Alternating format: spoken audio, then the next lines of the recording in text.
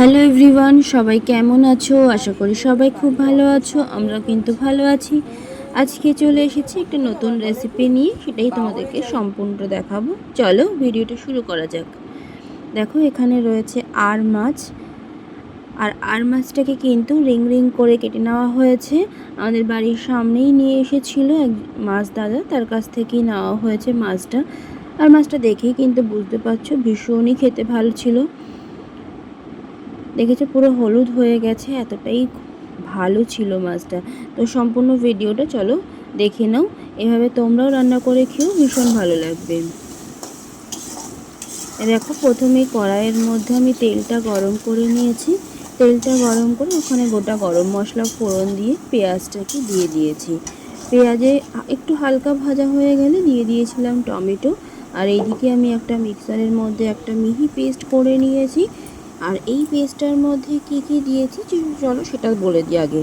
এটার মধ্যে রয়েছে আদা, রয়েছে রসুন, রয়েছে তারপরে রয়েছে তোমার টমেটো অল্প একটু এর মধ্যে পেস্ট করা রয়েছে, আছে কাঁচা লঙ্কা, আছে হচ্ছে ধনের গুঁড়ো, জিরের গুঁড়ো দিয়ে খুব ভালো করে হচ্ছে পেস্টটা করে নিয়েছি। আচ্ছা বলে রাখি যে আমি কাশ্মীরি লঙ্কার গুঁড়ো এর মধ্যে দেইনি, এই পেস্টে কিন্তু আমি একটু হলুদও দিয়েছি, এতে কিন্তু কালারটা ভীষণ ভালো আসে।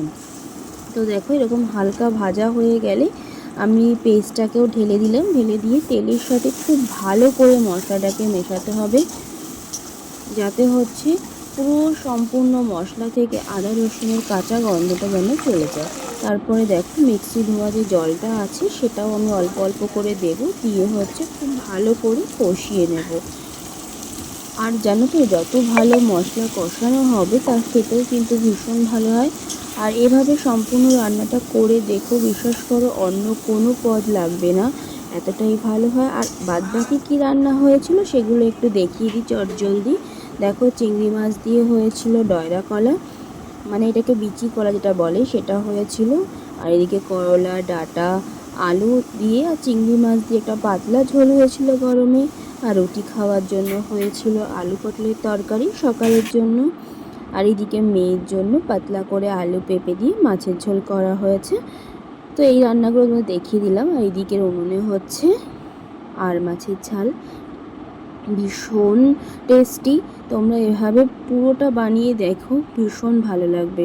বিশ্বাস করো বন্ধুরা, এর পাশে যদি মাংসও থাকে তোমরা সেটা বাদ দিয়ে এই মাছটা দিয়েই ভাত খাবে, এটা খেতে এতটাই অপূর্ব হয়েছিল। দেখেছো মশলা দিয়ে এরকম পর্যায়ে তেল ছাড়া না পর্যন্ত মশলাটাকে কিন্তু খুব ভালো করে কষাতে হবে। মশলা যত কষাবে হ্যাঁ তত বেশি কিন্তু ভালো লাগবে খেতে, কিন্তু খেয়াল করবে যাতে হচ্ছে মশলাটা পুড়ে না যায়। দেখো আমার মশলা কষানো কিন্তু হয়ে গেছে, এবার আমি জল দিয়ে দিয়েছি। এবার জল যতক্ষণ না ফুটবে ততক্ষণ পর্যন্ত কিন্তু মাছ দেবে না। দেখো এদিকে হচ্ছে আমি কিন্তু কাঁচা মাছটাই দিয়েছি, তোমরা চাইলে ভাজতে পারো, কিন্তু আমার মাছটা ভাজলে ভালো লাগে না, সে কারণে হচ্ছে কি আমি কাঁচাই দিয়েছি। এরকমভাবে আমি ঢাকা দিয়ে দেবো। এই দেখতেই পাচ্ছ কালারটা কতটা সুন্দর হয়েছে। তো এবার নামিয়ে চলো দুপুরে হচ্ছে খাওয়া দাওয়াটা সেরে ফেলি। তো আসছি এরপরে অন্য কোনো রেসিপি নিয়ে। তো আজকের জন্য সবাইকে টাটা, সবাই খুব ভালো থাকো আর অবশ্যই বানিয়ে আমাকে জানিও কেমন লাগলো।